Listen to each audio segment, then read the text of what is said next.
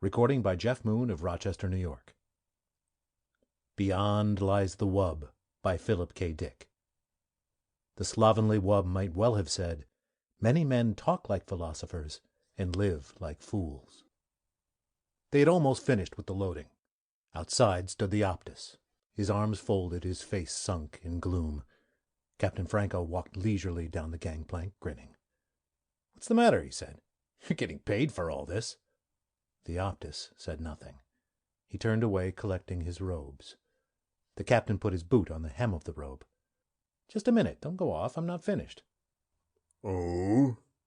The Optus turned with dignity. "I am going back to the village." He looked toward the animals and birds being driven up the gangplank into the spaceship. "I must organize new hunts." Franco lit a cigarette. "Why not? You people can go out into the veldt and track it all down again. But when we run out halfway between Mars and Earth..." The Optus went off, wordless. Franco joined the first mate at the bottom of the gangplank. "How's it coming?" he said. He looked at his watch. "We got a good bargain here." The mate glanced at him sourly. "How do you explain that?" "What's the matter with you?" "We need it more than they do." "I'll see you later, Captain." The mate threaded his way up the plank between the long-legged Martian go-birds into the ship. Franco watched him disappear. He was just starting up after him, up the plank toward the port, when he saw it. My God! He stood staring, his hands on his hips. Peterson was walking along the path, his face red, leading it by a string. "I'm sorry, Captain," he said, tugging at the string. Franco walked toward him. "What is it?" The wub stood sagging, its great body settling slowly. It was sitting down, its eyes half shut. A few flies buzzed about its flank, and it swished its tail. It sat. There was silence. "It's a wub," Peterson said. "I got it from a native for 50 cents. He said it was a very unusual animal, very respected." "This?" Franco poked the great sloping side of the wub. "It's a pig. A huge, dirty pig." "Yes, sir, it's a pig. The natives call it a wub." "A huge pig? It must weigh 400 pounds. Franco grabbed a tuft of the rough hair. The wub gasped. Its eyes opened, small and moist. Then its great mouth twitched. A tear rolled down the wub's cheek and splashed on the floor. "Maybe it's good to eat," Peterson said nervously. "We'll soon find out," Franco said. The wub survived the takeoff, sound asleep in the hold of the ship. When they were out in space and everything was running smoothly, Captain Franco bade his men fetch the wub upstairs so he might perceive what manner of beast it was. The wub grunted and wheezed, squeezing up the passageway. "Come on," Jones grated, pulling at the rope. The wub twisted, rubbing its skin off on the smooth chrome walls. It burst into the anteroom, tumbling down in a heap. The men leaped up. "Good Lord," French said. "What is it?" "Peterson says it's a wub," Jones said. "It belongs to him." He kicked at the wub. The wub stood up unsteadily, panting. "What's the matter with it?" French came over. "Is it going to be sick?" They watched. The wub rolled its eyes mournfully. It gazed around at the men. "I think it's thirsty," Peterson said. He went to get some water. French shook his head. "No wonder we had so much trouble taking off. I had to reset all my ballast calculations." Peterson came back with the water. The wub began to lap gratefully, splashing the men. Captain Franco appeared in the door. "Let's have a look at it." He advanced, squinting critically. "You got this for 50 cents?" "Yes, sir," Peterson said. "It eats almost anything. I fed it on grain, and it liked that, then potatoes and mash and scraps from the table and milk. It seems to enjoy eating. After it eats, it lies down and goes to sleep." "I see," Captain Franco said. "Now, as to its taste, that's the real question. I doubt if there's much point in fattening it up any more. Seems fat enough to me already. Where's the cook? I want him here. I want to find out..." The wub stopped lapping and looked up at the captain. "Really, Captain," the wub said, "I suggest we talk of other matters." The room was silent. "What was that?" Franco said. "Just now." The wub, sir, Peterson said. It spoke. They all looked at the wub. What did it say? What did it say? It suggested we talk about other things. Franco walked around the wub. He went all around it, examining it from every side. Then he came back and stood with the men. I wonder if there's a native inside it, he said thoughtfully. Maybe we should open it up and have a look. Oh, goodness, the wub cried. Is that all you people can think of, killing and cutting? Franco clenched his fist. Come out of there! Whoever you are, come out! Nothing stirred. The men stood together, their faces blank, staring at the wub. The wub swished its tail. It belched suddenly. I beg your pardon, the wub said. I don't think there's anyone in there, Jones said in a low voice. They all looked at each other. The cook came in. You wanted me, Captain? He said. What's this thing? This is a wub, Franco said. It's to be eaten. Will you measure it and figure out? I think we should have a talk, the wub said. I'd like to discuss this with you, Captain, if I might. I can see that you and I do not agree on some basic issues. The captain took a long time to answer. The wub waited good-naturedly, licking the water from its jowls. Come into my office, the captain said at last. He turned and walked from the room. The wub rose and padded after him. The men watched it go out. They heard it climbing the stairs. I wonder what the outcome will be, the cook said. Well, I'll be in the kitchen. Let me know as soon as you hear. Sure, Jones said. Sure. The wub eased itself down in the corner with a sigh. You must forgive me, it said. I'm afraid I'm addicted to various forms of relaxation. When one is as large as I... The captain nodded impatiently.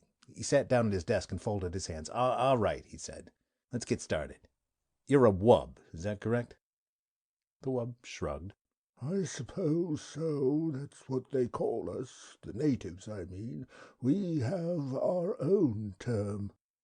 And you speak English? You've been in contact with Earthmen before? No.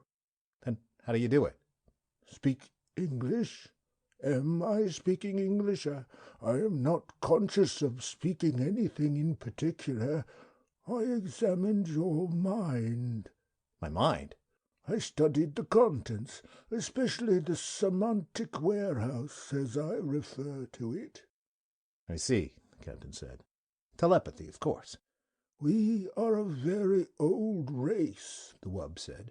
Very old and very ponderous. It is difficult for us to move around.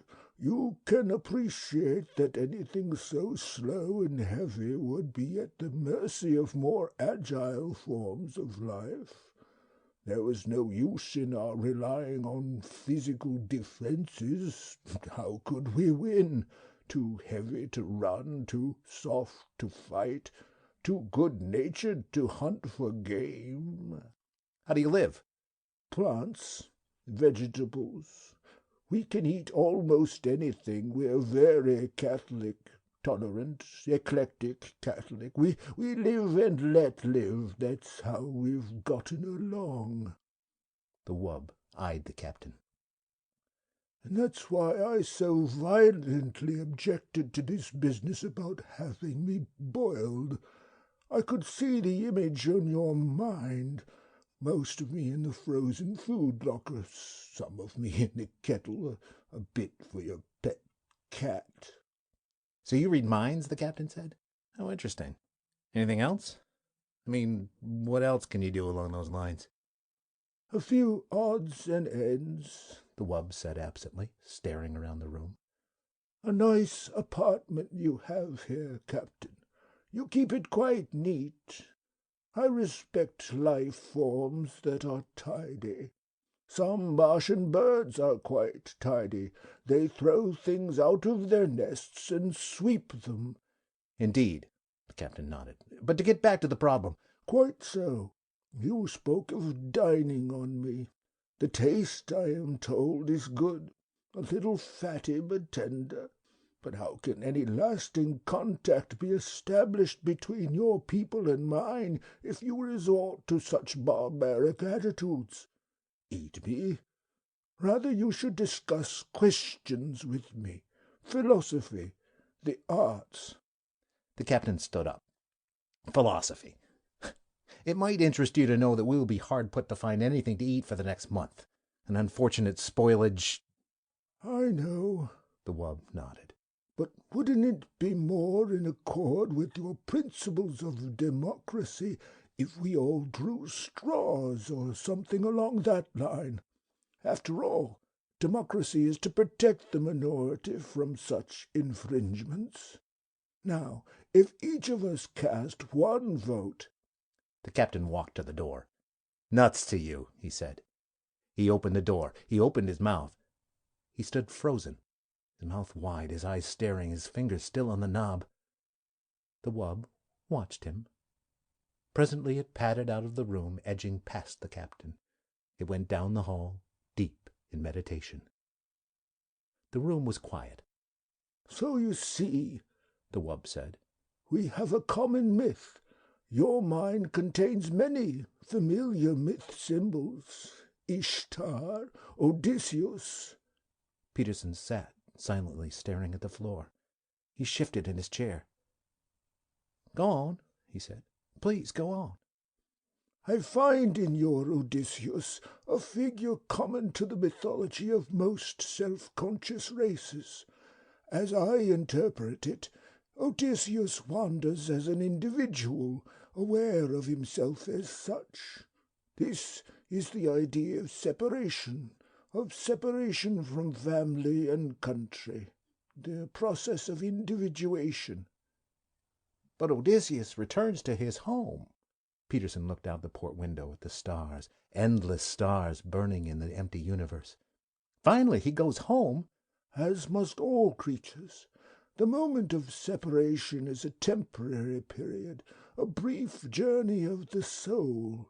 It begins, it ends. The wanderer returns to land and race." The door opened. The wub stopped, turning its great head. Captain Franco came into the room, the men behind him. They hesitated at the door. "Are you all right?" French said. "Do you mean me?" Peterson said, surprised. Why me?" Franco lowered his gun. "Come over here," he said to Peterson. "Get up and come here." There was silence. "Go ahead," the wub said. "It doesn't matter." Peterson stood up. "What for?" "It's an order." Peterson walked to the door. French caught his arm. "What's going on?" Peterson wrenched loose. What's the matter with you?" Captain Franco moved toward the wub. The wub looked up from where it lay in the corner, pressed against the wall. "It is interesting," the wub said, "that you are obsessed with the idea of eating me. I wonder why." "Get up," Franco said. "If you wish." The wub rose, grunting. Be patient. It is difficult for me." It stood, gasping, its tongue lolling foolishly. "Shoot it now," French said. "For God's sake!" Peterson exclaimed. Jones turned to him quickly, his eyes gray with fear. "You didn't see him. Like a statue standing there, his mouth open. If we hadn't come down, he'd still be there." "Who? The captain?" Peterson stared around. "But he's all right now." They looked at the wub, standing in the middle of the room, its great chest rising and falling. "Come on," Franco said. "Out of the way." The men pulled aside toward the door. "You're quite afraid, aren't you?" the wub said. "Have I done anything to you? I am against the idea of hurting. All I have done is try to protect myself. Can you expect me to rush eagerly to my death? I am a sensible being like yourselves. I was curious to see your ship, learn about you. I suggested to the native—" The gun jerked. "See?" Franco said. "I thought so." The wub settled down, panting. It put its paw out, pulling its tail around it. "It is very warm," the wub said. "I understand that we are close to the jets. Atomic power. You have done many wonderful things with it, technically. Apparently your scientific hierarchy is not equipped to solve moral, ethical. Franco turned to the men, crowding behind him, wide-eyed, silent. I'll do it. You can watch. French nodded. Try to hit the brain. It's no good for eating. Don't hit the chest. If the rib cage shatters, we'll have to pick bones out. Listen, Peterson said, licking his lips. Has it done anything? What harm has it done? I'm asking you. And anyhow, it's still mine. You have no right to shoot it. It doesn't belong to you. Franco raised his gun. I'm going out, Jones said, his face white and sick. I don't want to see it. Me too, French said. The men straggled out, murmuring. Peterson lingered at the door. It was talking to me about myths, he said. It wouldn't hurt anyone. He went outside. Franco walked around the wub. The wub looked up slowly. It swallowed. A very foolish thing, it said. I am sorry that you want to do it. There was a parable that your Saviour related. It stopped, staring at the gun. Can you look me in the eye and do it? The wub said. Can you do that? The captain gazed down. I can look you in the eye, he said. Back on the farm we had hogs. Dirty razorback hogs. I can do it. Staring down at the wub, into the gleaming, moist eyes, he pressed the trigger. The taste was excellent. They sat glumly around the table, some of them hardly eating at all. The only one who seemed to be enjoying himself was Captain Franco. More? He said, looking around. More? And some wine, perhaps. Not me, French said. I think I'll go back to the chart room. Me too. Jones stood up, pushing his chair back. I'll see you later. The captain watched them go. Some of the others excused themselves. What do you suppose the matter is? The captain said. He turned to Peterson. Peterson sat staring down at his plate, at the potatoes, the green peas, and at the thick slab of tender, warm meat. He opened his mouth. No sound came. The captain put his hand on Peterson's shoulder. It is only organic matter now, he said. The life essence is gone. He ate, spooning up the gravy with some bread. I myself love to eat. It is one of the greatest things that a living creature can enjoy. Eating, resting, meditation, discussing things. Peterson nodded. 2 more men got up and went out. The captain drank some water and sighed. Well, he said, I must say that this was a very enjoyable meal.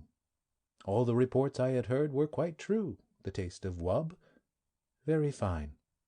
But I was prevented from enjoying this pleasure in times past. He dabbed at his lips with his napkin and leaned back in his chair. Peterson stared dejectedly at the table. The captain watched him intently. He leaned over. Come, come, he said. Cheer up. Let's discuss things. He smiled. As I was saying before I was interrupted, the role of Odysseus in the myths. Peterson jerked up, staring. To go on, the captain said. Odysseus, as I understand him. End of Beyond Lies the Wub by Philip K. Dick.